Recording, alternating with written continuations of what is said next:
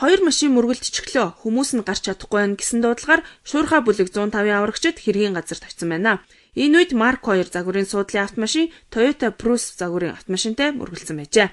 Байдлын газар Шуурхай бүлэг 105-ын дээдслэгч Баяр Мөхөр ахлуулсан бүрэлдэхүүн жижигрийн ээлжинд үүрэг гүйцэтгэж явах үед 2011 оны 5 дугаар сарын 3-ны өглөөний 7 цаг 38 минутанд Сүхбаатар дүүрэг хайлаастай эцсийн буудалд 2 автомашин мөргөлдөж хүмүүс хавчуулагдсан байна. Тусгай багаж хэрэгсэл ашиглахгүйгээр гаргаж авах боломжгүй байна гэсэн дуудлага Шуурхай мэдээллийн төвд ирээд